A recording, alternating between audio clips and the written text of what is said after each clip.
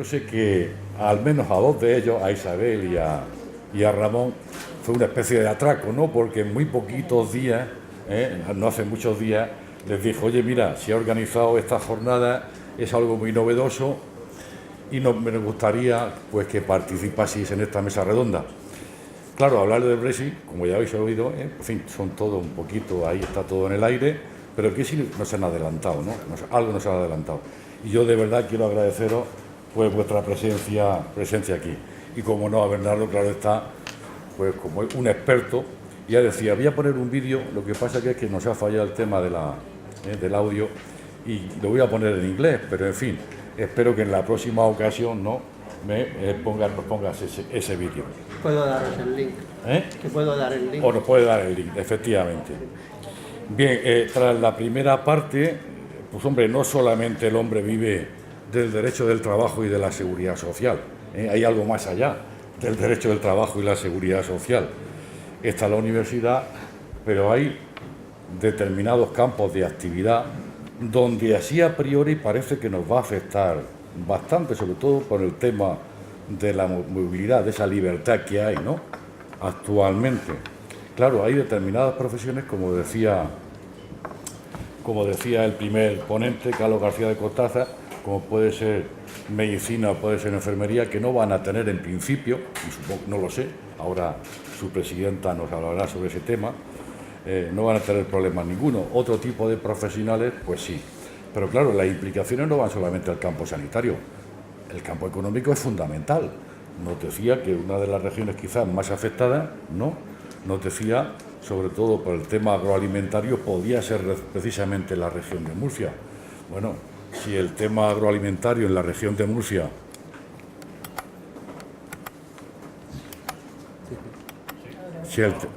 no, es que se va.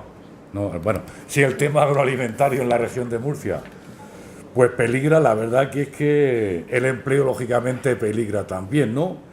Y por eso invitamos también al decano del Colegio de Periodistas para que nos diese una visión en los aspectos económicos en qué nos podía afectar, bien a España o bien en este caso pues a la región de Murcia, y además quizás también como propia institución, ¿no?, como propio profesional en este caso. Y a Isabel exactamente igual. Y el vicerrector ya anunciaba, y bueno, es que sin el Erasmus Europa no existiría, ¿no? Claro, Carlos nos dice, pues hombre, es posible que el Erasmus pues de alguna forma peligre también en función de los derroteros que vaya tomando pues la negociación, en este caso con la Unión Europea. Bien, el orden de intervención va a ser el mismo que aparece aquí en el programa.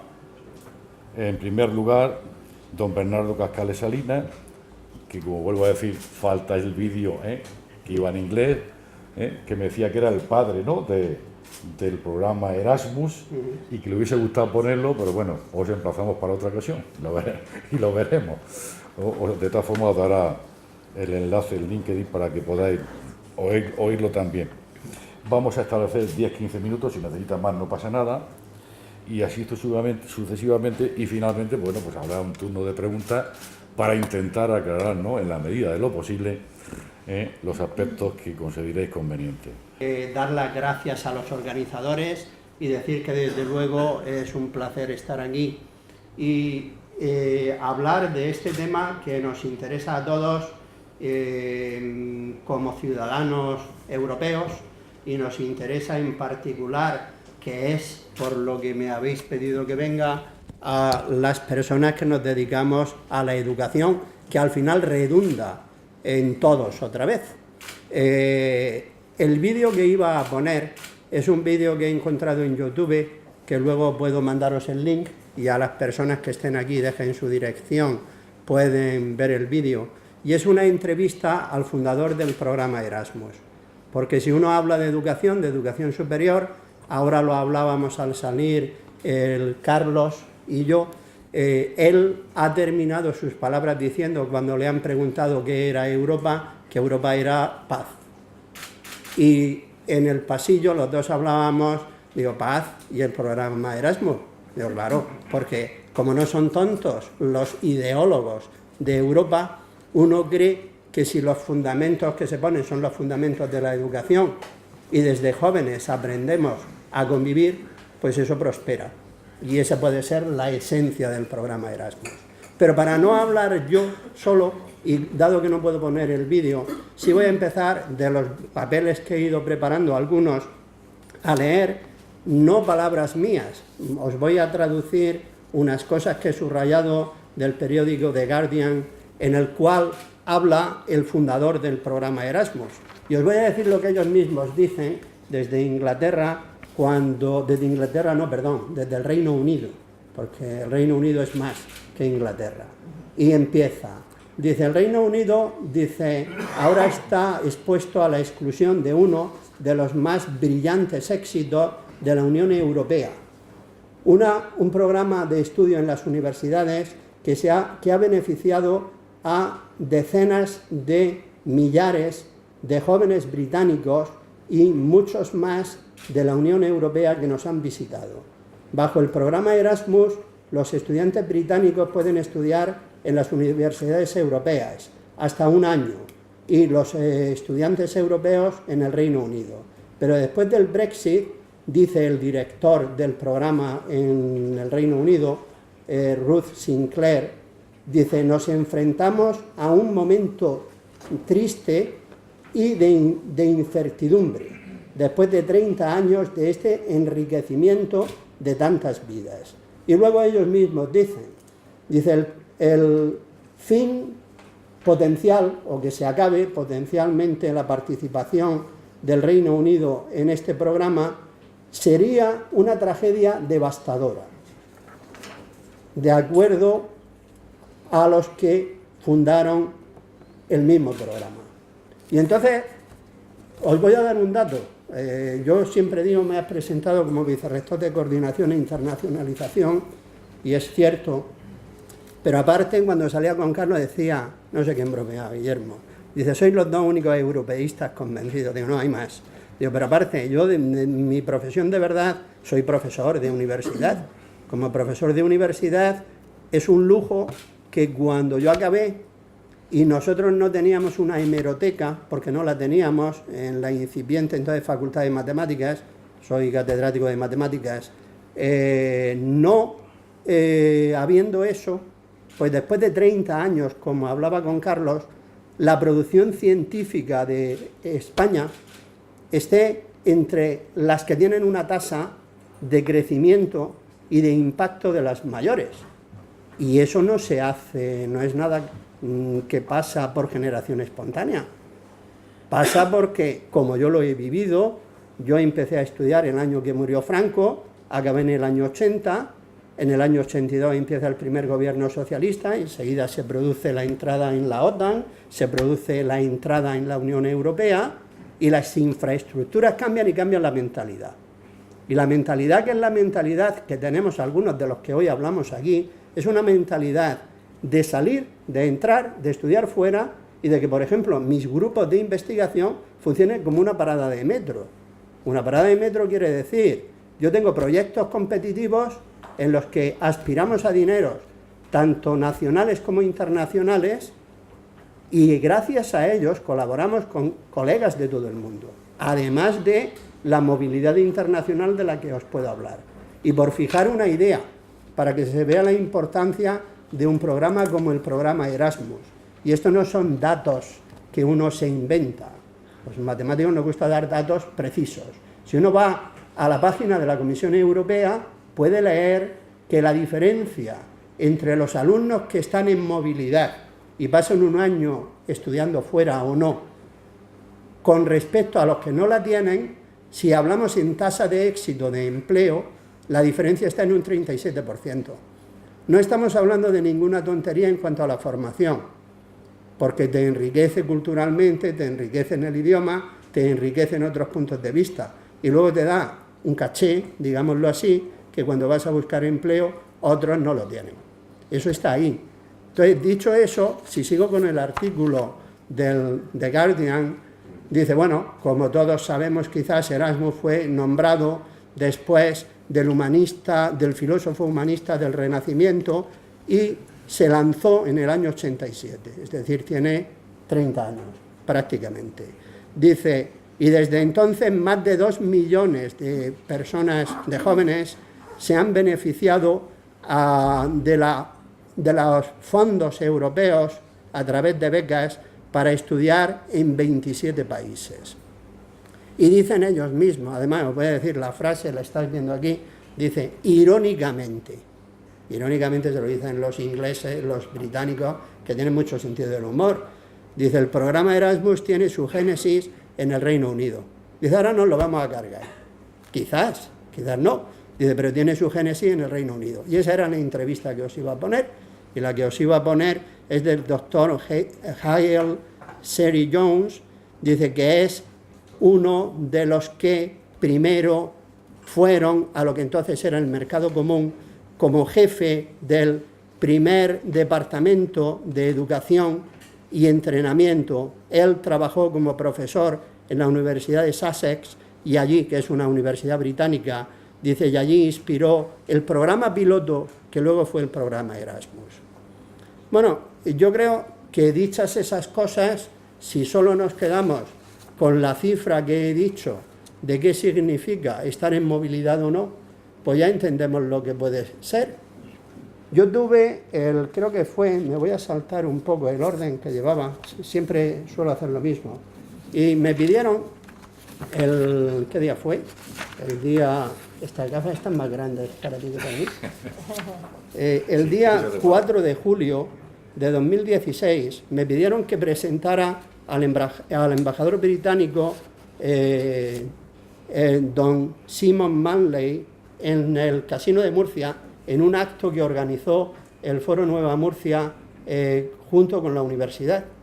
Entonces yo me hice aquí unas notas, mis notas, y de las notas, que andan por aquí más papeles míos, pues algunas cosas de las que les decía son, mire, ¿qué va a pasar con el Erasmus? Ustedes nos han metido en este lío. Este señor pues tenía un currículum impresionante que aquí he subrayado, que ha trabajado en la Comisión Europea encargándose de ayuda estatal en el Consejo de la Unión, además era miembro de la Unión Europea en el Foreign and Commonwealth Office, también ha trabajado en la ONU, es un diplomático excepcional y un europeísta convencido. Digo, bueno, ¿y ahora qué? Digo, porque aquí, en estos papeles que yo me he traído, que puedo leer algunos, para que veamos cómo está el patio, pero no aquí, en el propio Reino Unido. Primera cosa que me subrayo, viene de la Dirección General de Educación y Cultura de la Comisión Europea, y os traduzco también. Dice, de acuerdo con los tratados con los que el Reino Unido ha firmado, hasta ahora mismo, en este momento, prevalece la legislación europea. Dice, en su totalidad.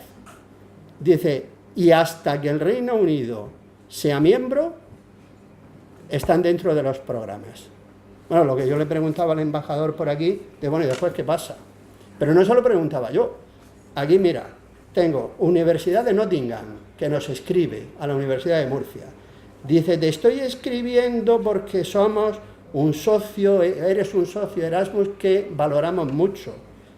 Dice, y nos gustaría seguir siendo socios tuyos. ¿Vale? Otra universidad, Strathclyde University. Dice, ahora mismo, dice, esperamos que todos los intercambios sigan como hemos planeado. Queen Mary University London. Aquí, en Queen Mary University London, estamos orgullosos de ser uno de las universidades más internacionales del mundo. Dice, esto quedaría así, dice, incluso después del referéndum. Otra, la Universidad de Essex. Dice, ahora hemos tenido el referéndum. Dice, por favor, dice, sé que estate seguro de que la Universidad de Essex valora todas nuestras relaciones con nuestros Erasmus, socios, de institución a institución. Queremos seguir trabajando con vosotros. Manchester, Metropolitan University, lo mismo. Con Manchester tenemos un doble grado en económicas. Pues bueno, pues que nos expliquen lo que vamos a hacer. Newcastle, lo mismo. ¿Puedo seguir? pero puedo daros más datos para que veáis las dimensiones de lo que significa el Brexit, quizás más para Reino Unido que para nosotros, porque yo dudo de que el programa Erasmus se rompa. Se puede romper y quedar fuera ellos, o quedar en condiciones que ahora os puedo explicar cómo están otras universidades. Por ejemplo, la Universidad de Murcia, para que os hagáis una idea. Aquí tengo datos desde el 2008 hasta el 2016. Estamos siempre recibiendo en torno a 60 británicos y enviando en torno a 80 fuera. Nada más. Pero ahora, eso es una actividad. Yo tengo aquí, que me he puesto un 7 en rojo, que son convenios de colaboración directa. Convenios de colaboración directa es que vamos a proyectos competitivos de la Unión Europea a recabar fondos para investigar o cooperar, pero esos son 7. Y aquí tengo 29 universidades británicas con las que somos socios en Erasmus, que quiere decir con las que nos cambiamos alumnos. Tengo 15 universidades en las que participamos, entre otras, me he subrayado aquí Oxford, en las que participamos en otros proyectos de cooperación y de investigación.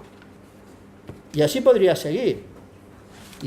Así podría seguir. Ahora volveré a esta página, pero me voy a venir aquí a una última página para que os deis cuenta de las dimensiones. La Universidad de Murcia, si hablamos solo del programa Erasmus, porque tenemos otros programas de movilidad que van más allá del Erasmus, movemos, por un lado, 920, más 67, redondeemos 1000 alumnos, y profesores y staff. Porque la formación es una formación integral, tanto de nuestros alumnos, de nuestros profesores y de nuestro personal de administración y servicios.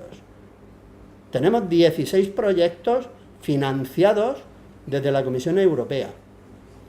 Entre las dos cosas suman 4 millones de euros.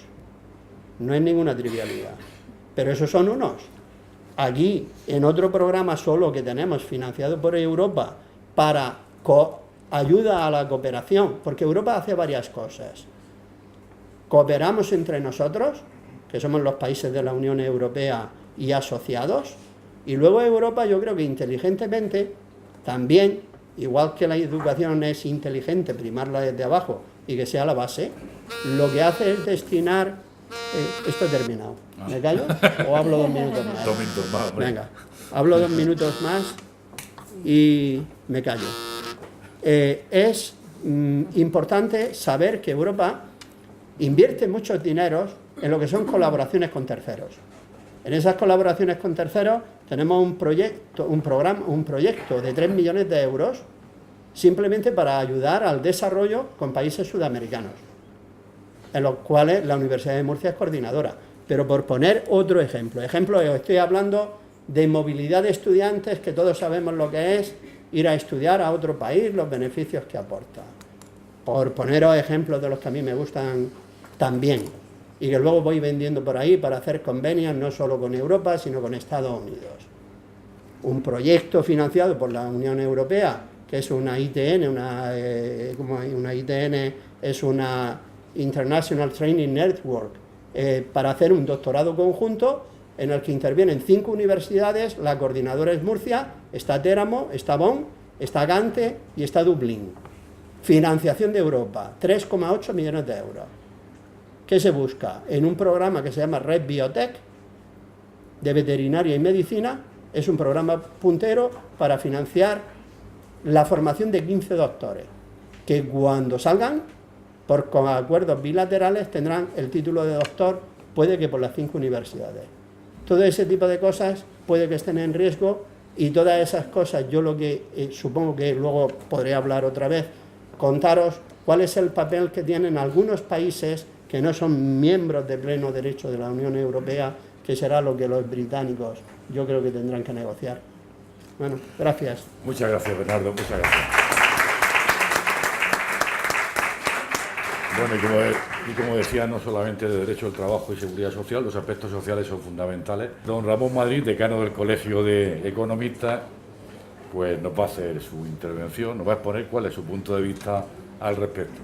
Yo diría, por un lado, distinguir a nivel profesional y distinguir a nivel de la situación económica. Yo creo que tan importante es la situación económica, como bien decía don José hace un momento, porque Pepe, como bien decía Pepe, la situación económica es determinante. Es decir, si realmente no tenemos sector agroalimentario, no nos vienen los turistas, no tenemos residentes, no tenemos venta de viviendas, pues no sé, lo mejor sobramos los economistas, los graduados, los médicos, todos sobramos porque no tenemos materia crítica, no masa crítica para ejercer la labor. Dicho eso, diría que a nivel profesional las diferencias hoy por hoy nadie se atreve a decir cuáles son. Nadie, porque si bien un Erasmus tiene la bondad de que le homologan su asignatura y cuando viene aprobado de Birmingham o de Manchester con la doble titulación, ¿no?, que comparto, ¿no?, con la Universidad de Manchester, viene, pero en cambio uno es graduado en Manchester o es graduado en España y si quiere ejercer en el otro país tiene que pasar por una comisión de homologación del título. Los títulos saben que tienen que pasar por comisiones de homologación. No quiero asustar a nadie ni acomplejar a nadie, pero de que estamos en Bolonia, que supuestamente nos iba a beneficiar muchísimo y seguramente nos beneficiará, imagino que a medio y largo plazo. A corto plazo las homologaciones se han vuelto complejísimas para todo, porque los planes de estudio son totalmente, no diría totalmente, pero muy dispares. Eso el vicerrector lo sabe mucho mejor que yo, por supuesto, y se ha vuelto muy, difícil. Nosotros en nuestra materia tenemos dos ministerios que son competentes: el Ministerio de Educación, que es el que tiene en el que participamos en la comisión de evaluación de los títulos de homologación, y luego tenemos el Ministerio de Economía y Competitividad, que es el competente para las capacidades profesionales. Actualmente las capacidades profesionales, pues les puedo decir, auditoría, por ponerle el caso, en la rama de Economía y Administración de Empresas, que es la que más reserva de actividad tiene en toda Europa, bueno, en todo el mundo actualmente. Un auditor del Registro Oficial de Auditores de Cuentas de España no puede ejercer en ningún país de Europa, aun siendo auditor. Para ser auditor de cualquier país de Europa tienes que pasar el examen del registro oficial de ese país en el que uno quiere ejercer.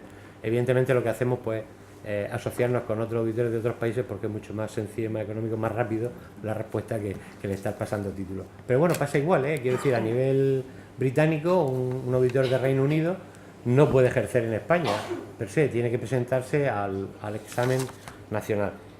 Evidentemente, pues eso, que es lo que significa que a mí realmente, a nivel de competencias profesionales, haya Brexit o no haya Brexit, la verdad es que me da exactamente igual, si hablamos de ese tema. A nivel legislativo, diría, puede ser un caos. Estábamos comentando antes, fuera de la presentación, en las materias que a nosotros más nos ocupan, la relativa a economía y competitividad, como pueden ser normas internacionales de contabilidad, normas internacionales de auditoría, todo es Europa. Todo es Europa. Es decir, no hay legislación española, para entendernos. Lo que hay en España son transposiciones de las directivas, en algunos casos, y en otros ni siquiera eso. Tenemos reglamentos, con lo cual si España, por ejemplo, tuviera que salir, pues tendríamos que confeccionar toda esa legislación, porque son reglamentos de aplicación directa que no tenemos otra materia. Y luego ya lo que yo sí diría es que los resultados de ese referéndum, del famoso celebrado el 23 de junio, pues tiene una repercusión económica, entrando ya en lo que nos puede afectar a la economía regional y nacional, es muy importante. Comparto lo que nos decía don Carlos en la presentación anterior, comparto además, y me encanta el estudio que hizo el BBVA, porque sin profundizar, como siempre, mucho, o dejando esa ambigüedad que los servicios de estudio aprenden a dejar, porque si no luego nos dicen que los economistas somos los mejores historiadores, pues nunca se puede decir de todo, ¿no?, porque si no al final siempre te equivocas. Entonces, sin concretar mucho, pero desde luego Reino Unido es un gran nicho de mercado para la región de Murcia, un gran nicho, y ahora les daré cifras, porque yo creo que todo el mundo habla, pero poca gente conoce realmente de qué estamos hablando en cifras, en magnitudes. Y aunque no seamos matemáticos los economistas, pero también nos gusta hablar de cifras e intentar no equivocarnos. Por lo pronto ha hecho un daño y ha hecho un agujero en el sector exportador de dimensiones que son difícilmente cuantificables, porque sobre todo nadie quiere decir lo que ha perdido, evidentemente. Todos somos muy celosos de nuestra información, pero piensen que aquí había mucha libra esterlina en Murcia, y la libra esterlina con el tipo de cambio pues ha perdido muchísimo valor.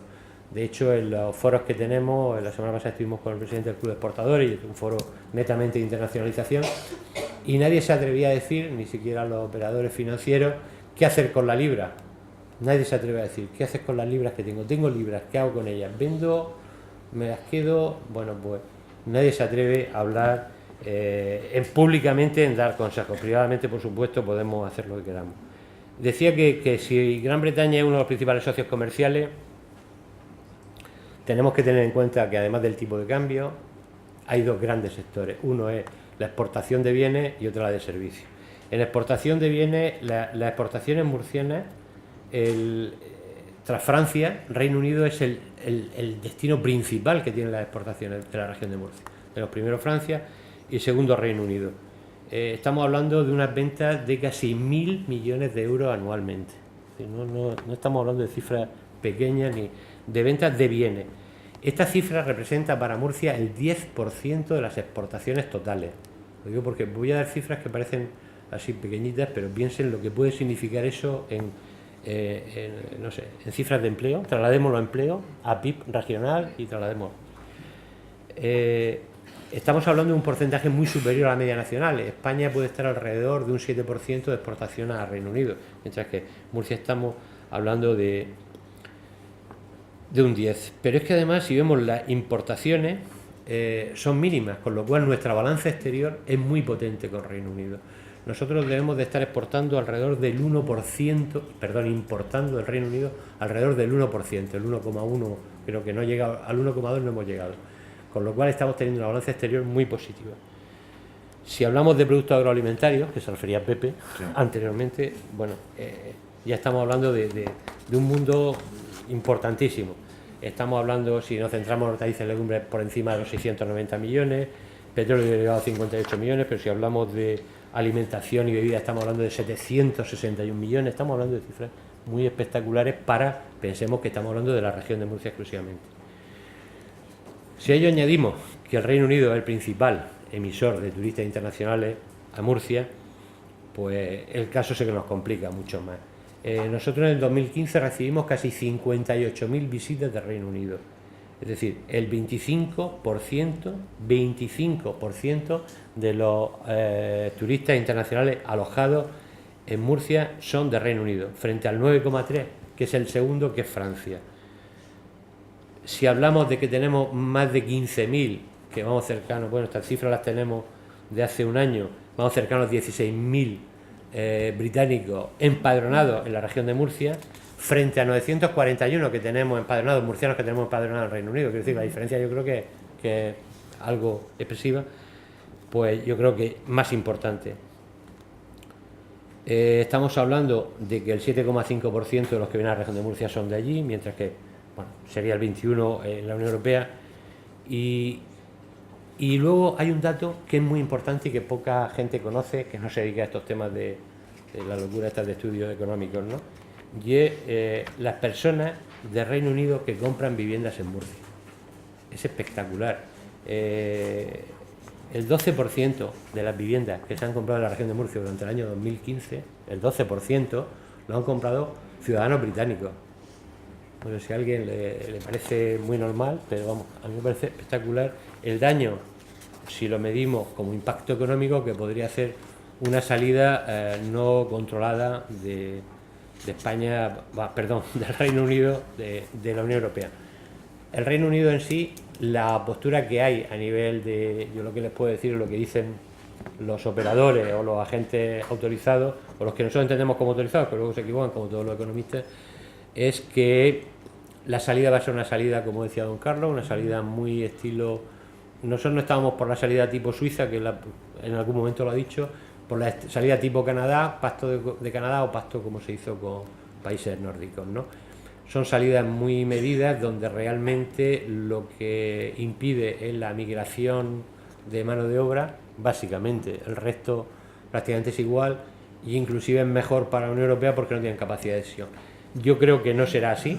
El último foro que tuvimos relativo a la Unión Europea con los fundadores o con los que nos introdujeron a la Unión Europea, estaba tanto del PP como del PSOE y grandes conocedores de la Unión Europea. Entendemos que Reino Unido tiene una capacidad de negociación y un poder dentro de la Unión Europea todavía muy importante y no van a negociar a la baja, van a negociar al alza y se quedarán con la parte bonita. Y tendrá que ser la Unión Europea teniendo en cuenta que habrá que aumentar el listón de cosas que hay que negociar y dejar, le hacía la pregunta a don Carlos antes, lo mínimo para negociar de forma bilateral, porque las bilateralidades con las grandes potencias siempre no han ido mal, y España con Reino Unido precisamente no es una historia encantadora de negociación, pues yo creo que hemos perdido todas, ¿no? No vamos a hablar históricamente, ni vamos a hablar de Gibraltar, ni de otra serie de cosas que tenemos por ahí, ni los acuerdos de colonia. Entonces, creo que ahí deberíamos de echar la carne en el asador toda. La Unión Europea, España debe ser concienciar muy mucho a los organismos internacionales de la Unión Europea. En la negociación creo que va a haber una española, lo que nos dijeron fue la semana pasada, que iba a haber alguien de España, nos dijeron el nombre, no puedo decirlo porque son percepciones de estas de barra de tertulia, con todo mi respeto a los tertulianos, pero no, que es buena gente y entonces creemos que van a tener posturas duras. Va a ser una negociación muy difícil. Yo tampoco tengo tan claro que una negociación de 2 años, una potencia como es la británica, acostumbrada a negociar con sus colonias, acostumbrado a temas bilaterales internacionales, vaya a dejarse, por mucho respeto a los tratados, como nos decía el Erasmus, todos los tratados, mientras que esté la Unión Reino Unido en la Unión Europea, tiene que cumplir todos los tratados, tal y tal. Bueno, ejemplos tenemos, es decir, hay países que no cumplen con el déficit, no voy a referirme a nadie, y no pasa nada. No pasa nada, ¿eh? Quiero decir, que porque el Reino Unido no cumpla los tratados, tampoco creo que vaya a pasarles nada.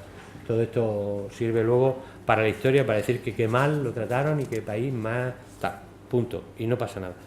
Yo me atrevería a darle o dejarle, ya como quiera Pepe, todos los impactos, tanto en crecimiento, en canales comerciales, en flujos. Yo creo que es muy importante que sepamos toda esa serie de cosas. Pero bueno, me voy a dar 2 o 3 datos para corroborar las apreciaciones que se están haciendo. En este caso estoy totalmente de acuerdo.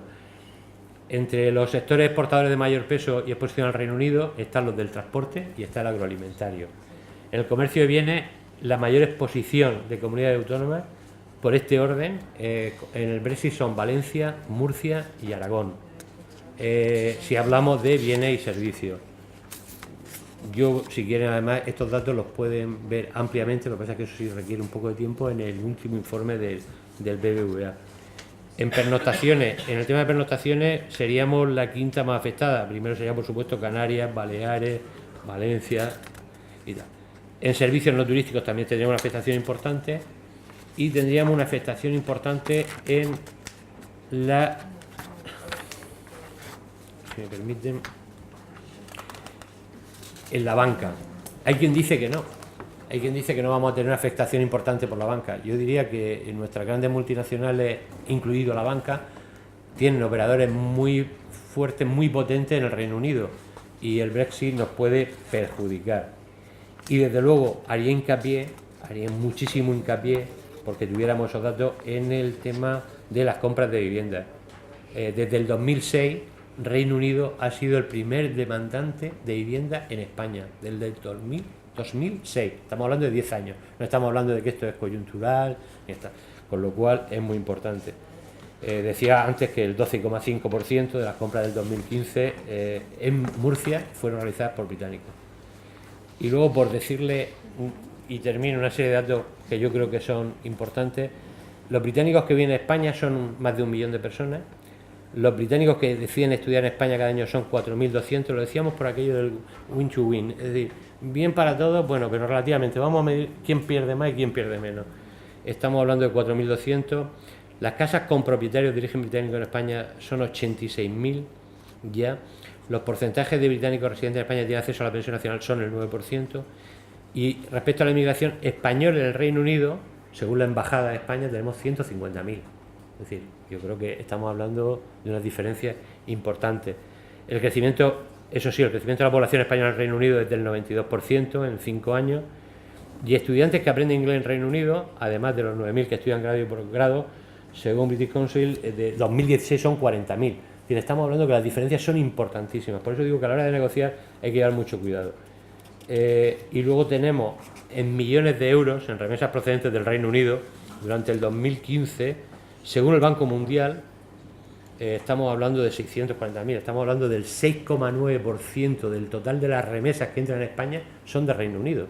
Estamos hablando de unas cifras importantes. No voy a hablar de residentes porque el mapa, no sé si lo ven desde aquí, igual lo ven, pero todo el sur y todo el Mediterráneo, pues tenemos una población británica impresionante. Yo me gustaría ya terminar diciendo que no minusvaloremos la salida del Reino Unido, que todo va a ser, por supuesto, un problema de negociación, pero que la negociación, cuanto más grande sea el enemigo del Reino Unido negociando, mejor, y que dejemos los temas bilaterales para lo mínimo, porque el Reino Unido es experto en negociación, históricamente lo ha sido, y desde luego no nos va a dar nada a cambio. Ahora mismo el TTIP, que era algo que tenía detractores y gente a favor, los tratados internacionales de comercio, pero lo que sí se sabe históricamente es que todo un tratado internacional de comercio siempre ha sido un revulsivo, un paso adelante en las civilizaciones, en la cultura, para bien y para mal. Muchas veces también hay que reconocer que eso lo que ha hecho ha sido que grandes potencias pues sean más grandes que lo que eran anteriormente, pero desde luego negociar por sí solo nunca es bueno. Todos estos tratados es mejor que los negocie la Unión Europea, y que España, si tiene que dejar algo, pues sean, si tienen que ir 900 Erasmus o 1050, pero que inclusive el margen sea pequeño, porque seguro que si no, tendremos todo perdido. Muchas gracias. Muchas gracias al decano del Colegio de Economistas y finalmente, y no por última, menos importante, lógicamente, la presidenta del Colegio de Médicos, doña Isabel Montoya, va a hacer su exposición. Sería pretencioso por mi parte el poder, bueno, en primer lugar, quiero desde luego agradecer la invitación del colegio. Quiero agradecer también la invitación al profesor, al coordinador, al profesor Guillermo, que me haya invitado, que nos haya invitado. Y la verdad, como dice, fue realmente un atraco. Además, yo me iba afuera y digo, madre mía, si me iba afuera y volvía. Bien, pero está siendo una jornada muy interesante. Yo he aprendido muchas cosas de los que saben. La exposición también anterior ha sido realmente muy brillante. Y bueno, yo no, como decía, no pretendo adivinar o saber cuál va a ser la repercusión. Solo esta jornada para nosotros es como tiene más dudas que certezas, tiene más dudas que respuestas, pero sí quería contaros cuál ha sido la posición incluso de los mismos ingleses, de los mismos delegados ingleses en Europa, y cuál es la demografía de nuestros médicos, qué médicos quieren salir, por qué motivos quieren salir, y el posicionamiento de la OMC respecto a este tema del Brexit. La OMC es la Organización Médica Colegial que reúne pues, a todos los colegios de médicos de toda España. Bien, pues como digo, recojo unas palabras del discurso que realizó el delegado inglés en la reunión del Consejo de la UEMS, que es la Unión Europea de Médicos Especialistas, el doctor Andrew Roland, y él mismo dijo, este es un discurso que nunca esperé tener que dar. Es un discurso que me llena de temor cuando miro el futuro político de Europa. Este es un discurso que espero que demuestre claramente el compromiso de la Asociación Médica Británica con la familia Wens, sin importar lo que pueda traer el futuro político. Es decir, mantenía una posición como la que ha descrito el vicerrector. Las universidades quieren seguir con el mismo desarrollo, con el mismo tratamiento, y como describía aquí el delegado inglés. Pero realmente el gobierno británico cuando decidió y cuando el Brexit se aprobó, pues su gran logro, y lo escribían así, era decidiremos por nosotros mismos cómo controlar la inmigración. Ese era el gran logro, ¿no?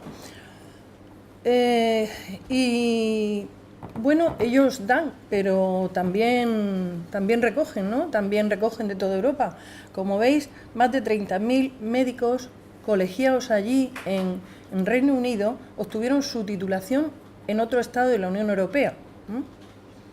Y el 15% del personal académico que trabaja en las universidades procede de estados de la Unión Europea. Es decir, toda esa gente pues se ha formado y toda esa gente que era de fuera pues trabaja allí. En esta reunión de la UENS, como les digo, el profesor hablaba que ellos lo que pretendían y querían es que logros que se han conseguido en la Unión Europea y en la UENS, como es el sistema de alerta temprana, el sistema de alerta temprana lo que hace es que advierte a los reguladores del ejercicio de la medicina cuando hay un problema con el ejercicio de un médico y se le prohíbe el ejercicio pues, por razones deontológicas o cualquier otro tipo que ejerza, salta inmediatamente cuando hay un problema en cualquier país europeo y toda Europa lo conoce, ese médico no puede ir allí. Ese sistema es un logro muy importante y luego también se han garantizado unos niveles mínimos de formación en la formación posgrado, los créditos posgrado para que se puede obtener en cualquier curso de medicina y se obtienen los créditos web para que equivalgan en cualquier y sean válidos en cualquier país europeo. Él solicitaba, y aquí pasa como con las universidades, ya saben que hay un cuento muy español donde a un chiquillo se le pregunta, nene, ¿tú qué quieres? ¿Leche o pan? Dice, yo quiero sopas. Pues estos quieren sopas también, quieren todo, quieren que la movilidad de los investigadores siga ahí, quieren que la colaboración y la coordinación interministerial e intersectorial siga vigente, el principio de neutralidad médica, ya saben que se aplica pues, a cualquier tiempo de guerra, a cualquier tiempo de crisis, se intenta mantener la neutralidad médica por el bien de los pacientes. También solicitaba que no hubiera ningún daño colateral con el paciente y la protección a la profesión médica. Bien, pues esto es lo que él solicitaba, ese delegado en la Unión Europea, el delegado inglés en la Unión Europea. Y ahora una pincelada sobre quiénes son, qué hacen los médicos nuestros que piden salir de España. Aquí tengo datos desde 1 de enero a 30 de septiembre. O sea que de aquí a final de año, pues a cerrar el año, habrá muchos más, donde los médicos tienen que solicitar un certificado de idoneidad que da el Colegio de Médicos para salir. Ese certificado de idoneidad, aquí tenéis las cifras, hay un total en esa fecha, 2.723 médicos han solicitado, Madrid con 544, Barcelona, Las Palmas, Valencia y en Murcia 70 médicos. Como veis, casi 1.000 corresponden a los colegios de Madrid y Barcelona, pero es que el Colegio de Madrid representa un cuarto de la población, del 25% de los médicos de España. Bien, ¿y dónde quieren ir nuestros médicos? Pues ahí lo tenemos, al Reino Unido, que es de lo que estamos hablando. 661 de estos quieren ir al Reino Unido y detrás pues va Francia y va Irlanda. El resto de países pues ya se distancian, Alemania, Suecia, Portugal, Bélgica, Italia y Suiza. Fuera de Europa, los datos de dónde quieren ir nuestros médicos.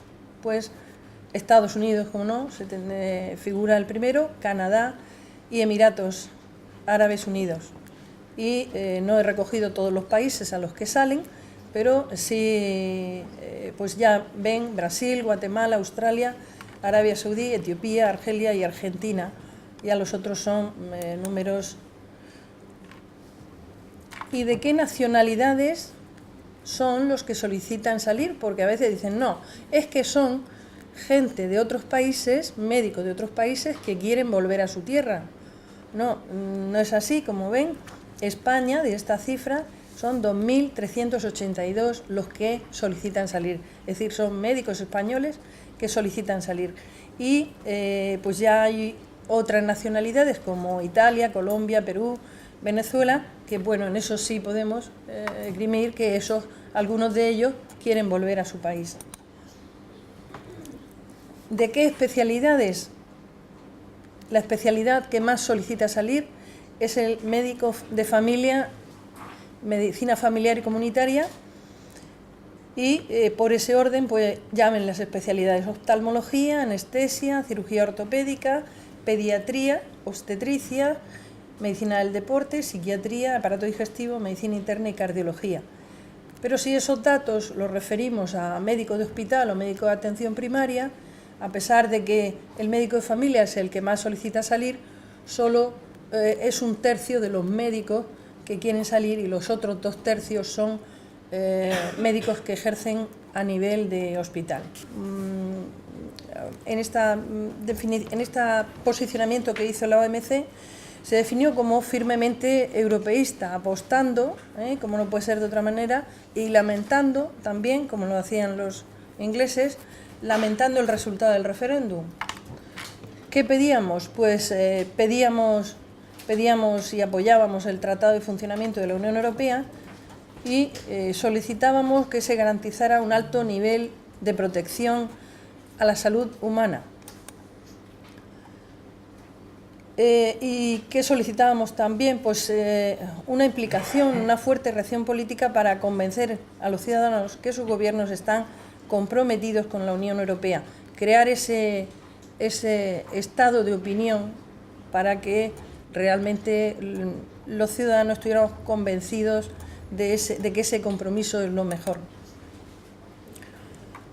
En ese compromiso se señala aquí en esta declaración a la sociedad civil como algo muy importante para mantener esta Unión Europea. Y en la Unión hay una serie de órdenes médicas que son pues, equivalentes a la OMC en los distintos países, a los que solicitaba la OMC pues, la unión de la voz de esas órdenes médicas para que tuvieran todos los médicos en Europa una sola voz. Solicitaba también la OMC el fin de los recortes económicos, especialmente pues, en el sector sanitario, que ha estado muy afectado, ¿no? A nivel del sector público ha habido importantes recortes, y ya a partir del gasto que tenemos sobre el PIB, en fin, estamos a niveles de países absolutamente tercermundistas, y realmente muchas veces los servicios, las funciones que se están llevando a nivel del Sistema Nacional de Salud es por la implicación de los profesionales, porque no podemos con menos dar más. No podemos. El Sistema Nacional de Salud no puede bajar ya, porque además hay una amenaza con esos 5.000, ¿no?, y pico millones que hay que rebajar. Siempre a Sanidad le tocan como la mitad. Es imposible seguir bajando lo que se destina al sector sanitario, y así lo pedía la OMC. Bien, y expresaba esa voluntad de colaborar con el Reino Unido, como lo expresaban el resto de las universidades, es decir, que a nivel profesional parece que se va en unas claves, se va en un lenguaje, y a nivel político se va en otro lenguaje, ¿no? Entonces no quedará más remedio que en esa negociación de la que habláis, pues haya que asegurar por lo menos que los niveles profesionales, los niveles que interesan a los profesionales sigan adelante. Bien, pues ¿qué pedimos? Pedimos una hoja de ruta, una respuesta común a los refugiados. Ya sabéis que tiene muchas implicaciones sanitarias, el tema de las enfermedades pues que pueden influir en salud pública, en el control sanitario de refugiados, velar por los derechos de médicos y pacientes españoles en Reino Unido, y mantener la homologación de títulos, que es un tema que habéis sacado antes. Hombre, yo creo que este tema de la homologación de títulos no esté en peligro, porque si no estaríamos ya yendo a la prehistoria y no... Entonces, respuestas que me pedíais de cómo va a afectar, yo no las tengo. Yo no las tengo esas respuestas, solo tengo esos deseos y en fin, y ese posicionamiento de todos los médicos de España. Y poco más puedo decir. No veo tan mala la salida esa del Brexit, por el juicio de que efectivamente, hombre, Ramón ha puesto el dedo en la llaga en cuanto al tema económico, pero mira, profesionalmente nada, el tema de Erasmus sí, efectivamente fuera, pero vamos a seguir manteniendo colaboraciones. Hombre, el tema que no le vendamos económico, lechuga, o que no le vendamos es que ahí está la vida. Melocotones en conserva, Ahí está. la verdad que eso sí que es preocupante, pero mira, yo creo que han pasado situaciones muchísimo más adversas. Y además yo no creo que se vayan a quedar aislados los ingleses respecto a Europa, porque la pela es la pela, como diría el catalán, y tienen que seguir comiendo, porque además le gusta mucho nuestro brócoli, van por delante. La lechuga, el brócoli, le gustan muchas cosas. De lo nuestro yo creo que todo, ¿no? Hasta las naranjas se las llevan de Sevilla para hacer su famosa mermelada de naranja amarga, con lo cual van a tener que ir a Sevilla a comprar. Bueno, de verdad, agradeceros muchísimo el esfuerzo que habéis hecho por la apertura del tiempo y por lo brillante de vuestra exposición. Y, bueno, pues si queréis hacer alguna pregunta en concreto, ya sé que tenéis mucha ganas de ir. Además, don Carlos. Pero bueno, yo una solamente, por ejemplo, a Ramón. En cuanto a que yo pueda montar un negocio, yo, Pepe Ruiz, ahí en Inglaterra o Reino Unido, quiero decir, ¿va a ser lo mismo o no va a ser lo mismo? ¿Qué dificultades se me pueden poner? Teniendo en cuenta que yo lo que quiero son penas, claro. Y se le monta el negocio. Vamos a ver, es un... Bueno, yo autónomo, me voy para allá y quiero irme para allá para autónomo, hombre, y luego montar mi empresa, ¿no? O un empresario profesional. Hombre, en principio vamos a poner un empresario y después pues un profesional, porque los profesionales, por ejemplo, nosotros tenemos que estar también homologados, ¿no? Hay una homologación a nivel, lo mismo que cuando viene un señor de fuera aquí, pues también hay que homologarlo, economistas, médicos, abogados, no sé cuántos, la homologación es con carácter general. En principio, las condiciones para montar una empresa en Reino Unido con Brexit o sin Brexit prácticamente son las mismas. Es decir, en cualquier país, si uno va diciendo que va a crear puestos de trabajo y que va a crear riqueza, te abren todas las puertas, y igual si tienes hasta algún ayuntamiento dadivoso, te da hasta el suelo o te genera o te da alguna concesión, ¿no? Eso funciona en todos los países del mundo y ahora mismo pues con África está funcionando, aunque los chinos estén comprando prácticamente medio continente ya, ¿no? Y no sé lo que va a quedar, pero bueno, lo que quede se puede instalar uno allí.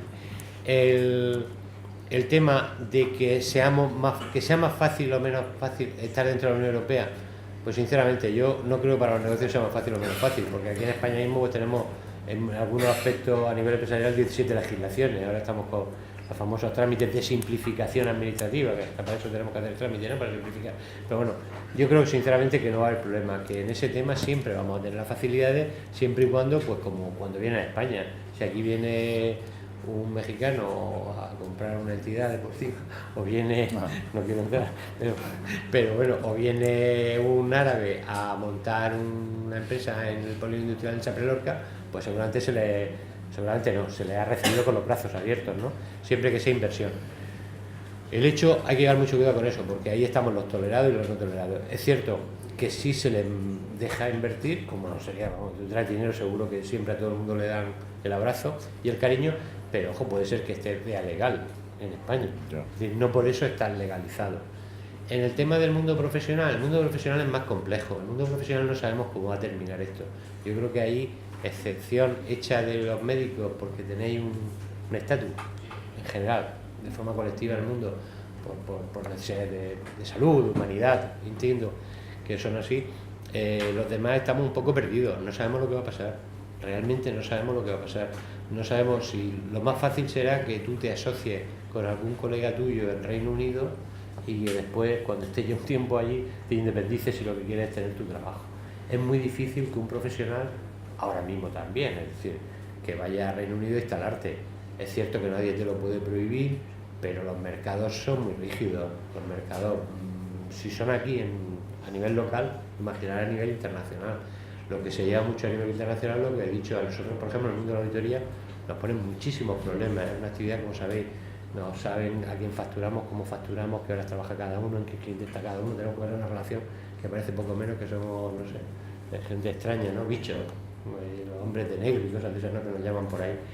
Y en cambio, pues claro, echa la ley, pues no digo que echa la trampa, pero sí para moverte por ahí fuera de España, lo que se hace es asociarse con otras firmas y punto, porque es que si no, si tienes que poder ir a homologaciones y tal, y estamos dentro de la Unión Europea, estoy hablando con la Unión Europea y con la legislación europea, no ha servido eso para mover. Yo creo que excepto en temas de salud, realmente la Unión Europea a nivel profesional sigue estando muy lejana de lo que debería. Hombre, aquí estamos en Murcia, estamos mucho más abajo, ¿no? Pero yo conozco compañeros, tenemos compañeros graduados sociales, sobre todo por el norte de España, Cataluña, etcétera, que lo que tienen son convenios ya, con Francia, convenios de colaboración con Francia, con Italia, con lo que se llama los consulentes de laboro. Es decir, que eso es algo, yo he tenido la oportunidad también de, bueno, pues con empresas que tienen aquí, de empresas de aquí que han montado allí negocios también, pues en Francia o en Italia, pues lo que he puesto en contacto, pues a través de una red que hay y conocido, que es lo que pasa siempre, pues oye, vete a fulanito, venga a menganito, y se acabó y ya está, ¿no? Y además te enteras de cosas curiosísimas en Francia, que no puedes despedir así como así, que tienes que abrir un expediente, que tienes que abrir tal, claro, todo eso se sorprende, ¿eh? Pero en fin, no quiero decir que también es muy enriquecedor. Bueno, y estamos con la universidad, ¿no? Tú nos querías decir, bueno, ¿qué pasa con la universidad? En este caso, con los Erasmus, si realmente sale Inglaterra o Reino Unido sale de la Unión Europea, sin perjuicio de que todos esos convenios que hay ahí, que quieren, las universidades manifiestan, pues que quieren seguir colaborando, pero claro, ya no entran dentro de esos programas que hay ahora en la Unión Europea, que supone muchísimo dinero, porque claro, todos estos movimientos valen, esto no es de gratis, ¿eh? Esto vale muchísimo dinero, y todos esos proyectos de investigación que hace conjuntamente, pues las universidades del Reino Unido y Murcia en concreto, eso vale también muchísimo dinero. Al salirse, ¿qué pasaría? Se cortarían toda esa serie de proyectos, perderíamos calidad. Pues tengo aquí dos páginas. No sí, esa es la pregunta. Pero me vas a dejar hacer un inciso, sí. Porque tengo aquí abierta una directiva de la Unión Europea en la que habla precisamente de la homologación de los títulos, que eso es lo que tú aludías como uno de los logros, y es verdad. Probablemente se está hablando, cuando se habla de las dificultades una vez de los títulos homologados, lo que es una vez homologar el título y ejercer una profesión en la calle, o una vez con el título homologado trabajar para un tercero, una administración o lo que fuere, porque igual que son demandados los médicos, lo son los enfermeros. Nuestros enfermeros están altamente deseados en Inglaterra. O nosotros, por ejemplo, en el marco de educación superior, cuando alguien viene a la universidad y ahí está escrito en la directiva, si los estudios son comparables, tanto en la formación como en la longitud, los reconocemos automáticamente. Y si vienen con un grado equivalente desde Inglaterra, automáticamente. En nuestra profesión no se reconoce automáticamente. Pero es que es de lo que estoy hablando. Pero es que es de lo que estoy hablando. Claro, nosotros a nivel interno, por autonomía universitaria, nuestro servicio de gestión académica, cuando nuestro personal en doctorado. Nosotros en doctorado tenemos el 10% de alumnos extranjeros. Y tenemos autonomía como para que, una vez cubiertos los mínimos que fija la directiva europea, si entra un alumno europeo que ha hecho un máster y un grado en un país europeo, automáticamente entra en nuestro doctorado y lo decidimos nosotros. De la misma forma, claro, eso lo podemos hacer a nivel de estudios, a nivel de ejercer una profesión, como tú te referías, pues por lo que dicen, mucho más complejo y no así de fácil. Bueno, a ver, yo tampoco quiero confundir. Es decir, la homologación no es automática, la homologación hay que pedirla. No hay, y una vez pedida, evidentemente, pues se puede ejercer.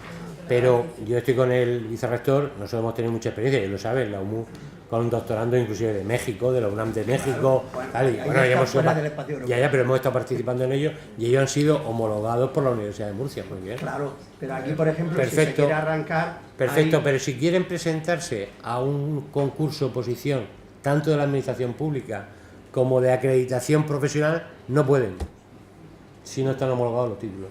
Homologados profesionalmente. Depende de si son títulos profesionalizantes o no, porque por ejemplo en mis especialidades se pueden presentar, depende. Ya. Bueno. Depende, es que hay títulos que requieren una profesión. Pero que hoy en día, a estas alturas de la película, claro, profesiones que están mucho más homologadas que la vuestra, como la nuestra, que está reglamentada por Europa entera, y no tenemos capacidad de maniobra ninguna, ni en normas de actuación, ni en normas éticas, ni en nada, y tengamos que tener homologación. A mí, sinceramente, no quiero abrir el debate contigo, yo sí, a mí sí me gustaría decir por qué no tenemos que hacer esta historia. 2013 dice: la directiva de 2005 del Parlamento Europeo consolidó un sistema de reconocimiento mutuo inicialmente basado en 15 directivas. Dispuso el reconocimiento automático de un número limitado de profesiones, que se puede mirar el listado, y sigue sobre la base de requisitos de formación mínimos armonizados, profesiones sectoriales, un sistema general de reconocimiento de títulos de formación y un reconocimiento automático de experiencia profesional. Ahora, lo que dices, y no quiero discutir, es simplemente aportar ideas. No, que hay aportar ideas. Algunas veces la Unión Europea en lo que hace una normativa que luego los países no la recogemos en nuestros propios sistemas. Sí, las directivas que no transponen. Las directivas que hace la Unión Europea no los adopta la España o no las adopta quienes fuere. Yo antes he puesto un ejemplo. La ITN esta que nos dan 3,8 millones de euros para hacer un doctorado conjunto, resulta que está contemplado por la Unión Europea, y nosotros cuando vamos a mecanizar eso en el Ministerio de Educación y Ciencia, nos dicen no pueden.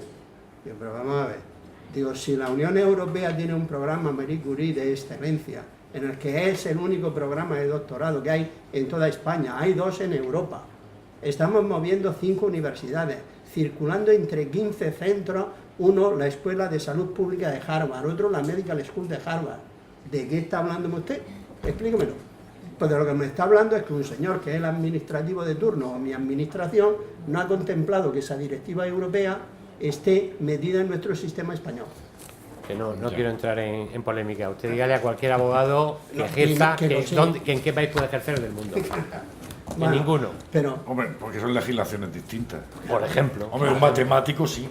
La matemática 2 y 2 son 4. Por eso bueno. Hombre, estoy simplificando, joroba. Por eso decía la directiva algunas. Sí, pasa igual que con la profesión médica, ¿no? Claro. Que si un constipado es aquí, en Inglaterra y en Alemania, ¿no? Bueno, pero vuelvo a lo que me has mismo, digo yo. Pepe, vuelvo a lo que me has preguntado. Lo que me has preguntado se resume en lo siguiente. En Europa ahora mismo, en la Unión Europea, hay países miembros, países candidatos a ser miembros, que envían y reciben estudiantes en la misma calidad que los que son miembros. Países miembros del espacio económico europeo, que es distinto de la Unión Europea, que son Noruega, Islandia y Liechtenstein. ¿Vale? Estos funcionan todos, envían y reciben fondos de la Unión Europea. Suiza tiene un tratamiento aparte. Ha habido distintas situaciones y actualmente no participa en el programa Erasmus como país miembro, sino como país socio, como el caso de Marruecos o México, lo que reduce sus posibilidades en gran medida. Los dineros los pone Suiza, no los pone la Unión Europea. Y luego, por lo que preguntabas de investigación, en otro cuadro de los que tengo aquí. Sí. Nada. Pero va a terminar de romper. Son de Pepe. En otro cuadro que tengo aquí, las distintas acciones... Es que yo tengo la nariz más grande, pues claro. Las distintas acciones de la Unión Europea. Acción clave 1 es movilidad, acción clave 2 son cooperación e investigación. Y acción clave 3, apoyo a la reforma políticas, deportes, Jean Monnet, etcétera. Por poner un ejemplo. En la acción clave 1, los 103 son la movilidad de estudiantes. Un país socio, o de los primeros que he leído, puede mover. Un país no socio, si Inglaterra quedara como no socio, no puede ni mover ni recibir. Fuera. Ahora, hablamos, por ejemplo, de cooperación e investigación. Las acciones estratégicas, alianzas del conocimiento, desarrollo de capacidades, que son los K2, otro paquete. En ese paquete los países socios, los países de la Unión Europea, los otros que he hablado que están en fase de unirse, y los agregados participan y los no fuera. Y los que, ahí solo hay una línea, que son los KA, que se llaman 107, en los cuales la relación que se puede establecer es: un país de la Unión Europea establece un programa de cooperación con un tercero, pero lo tratas como tercero. Nosotros de esos proyectos tenemos con Estados Unidos, que no es de la Unión Europea, con Marruecos, tenemos con Asia. Entonces, esas son las opciones. Una vez que hagan el convenio o el tratado, quedarán agrupados, pues bien como Noruega, etcétera, etcétera, o bien como un tercero. Y si están como un tercero, pues no tendrán ellos acceso a la financiación, y lo que es también lamentable para nosotros, no podrán ser socios nuestros en proyectos coordinados de investigación, por ejemplo, así de fácil. O sea, se quedará el proyecto de investigación, se queda fuera Inglaterra, Reino Unido y el resto de Europa. Se quedaría fuera en algunos de los programas, porque en otros pueden estar como terceros, pero estar como terceros quiere decir que nunca pueden coordinar, por ejemplo. Yo creo que sinceramente, es una opinión, me voy a atrever a dar una opinión, me tiro al charco. El acuerdo de salida del Reino Unido, si se produce, no sé, como hay tantos aspectos legales ahora por en medio que se han cruzado, si se produce sería beneficioso o un mal menor que fuera un acuerdo tipo Noruega.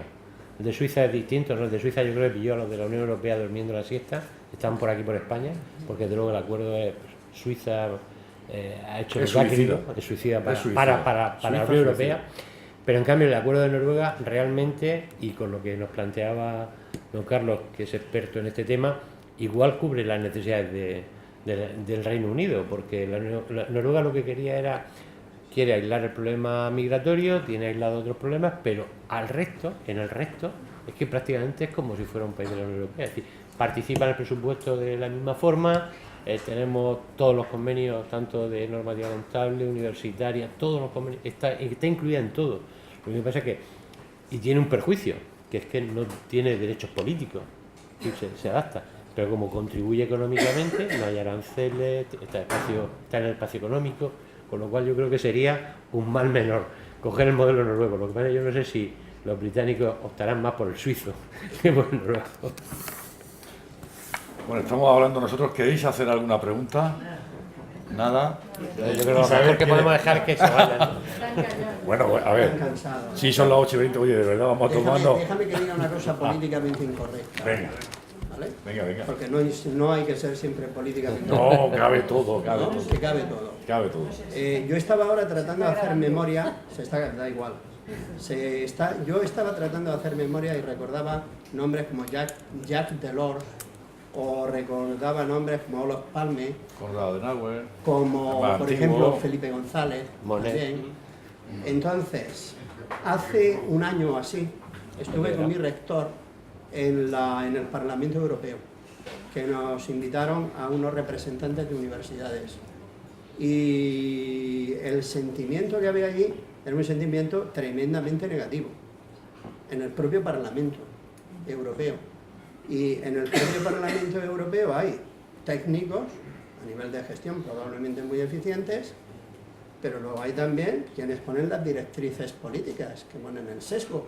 Los políticos están para eso, claro, para poner el sesgo y para ilusionar. Entonces lo que yo me pregunto es dónde están esos líderes hoy. Hoy ninguno, no hay líderes. No hay. No y hay ahora, líderes. Pero déjame que diga lo que vi allí y que me pareció políticamente incorrecto. Le Pen, sí, que muchas veces por favor, el Parlamento Europeo, y no dicho por mí, sino por personas que estaban allí, en el propio Parlamento Europeo, se utilizan como retiros de políticos que han estado ejerciendo en sus países. Y entonces, claro, con esas ideas... Pues una puerta giratoria, ¿no? No en este caso de Europa. Yo no lo digo yo, ¿eh? Ya, lo has dicho a mí. No, ni nosotros tampoco. Nos faltaba más. Sí, perdona, Isabel. Sí. ¿Me permite decir también algo políticamente no correcto? Venga. Yo entiendo que como Unión Europea y como idea, como visión, si premiamos al Reino Unido, y dentro de todo, porque tenemos que conseguir un mejor acuerdo, pero si premiamos esa actitud de yo me salgo y solo cojo lo bueno por salirme, pues realmente estamos premiando que otros tengan también esa iniciativa. Entonces, creo que hay los europeístas debemos de ser inflexibles en algunas cosas, porque esto a la gente que decirle tú quieres leche o quieres pan, porque las dos cosas entiendo como ciudadana que no puede ser. Los que creemos en la Unión Europea no la podemos debilitar haciendo que el personal coja solo lo que le conviene. Yo lo comparto como ciudadano, pero no como murciano. Bueno, muchísimas gracias por vuestra paciencia, por vuestra asistencia. Espero que os haya servido, yo creo que sí, algo ha servido, la exposición de las personas que me acompañan y de Carlos también, lógicamente, que ha sido el primero, que es una exposición magnífica. Y muchísimas gracias. Y como dice, y queda clausurado el acto.